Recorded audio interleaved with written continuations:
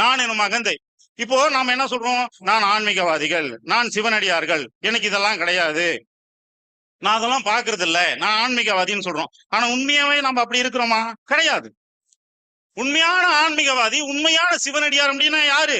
கந்தலே கிழித்தாலும் கடித்தாலும் கட்டணும். அது கந்தலா இருந்தா கூட கட்டணும். நான் ஐரன் பண்ணி கொடுத்தாதான் நான் கட்டிக்குவேன் சொல்லக்கூடாது. காயே கிடைத்தாலும் புரளணும். பஞ்சு மத்து தான் வேணும்னு சொல்லக்கூடாது. மாடு தொழுவுமே கிடைத்தாலும் நீ தொழுகணும். இல்ல மாடு தொழுவத்துல நான் உட்காந்து கும்பிட மாட்டேன்னு சொல்லக்கூடாது. இன்னையே கிடைத்தாலும் உட்காரணும். எனக்கு பஞ்சு மத்து தான் வேணும், மேடை மேலதான் உட்காருவேன், கீழே உட்கார மாட்டேன்னு சொல்லக்கூடாது. இதெல்லாம் இருந்தாதான் நீ ஆன்மீகவாதி. இவை எல்லாம் தவிர்த்து விட்டு பஞ்சுமத்தையும் பறித்து பாலும் வேண்டும் என்றால் நஞ்சாகும் உன் மனது. நஞ்சு கொண்ட உன் மனதில் நாதன் குடிக்கொள்வது ஏதோ.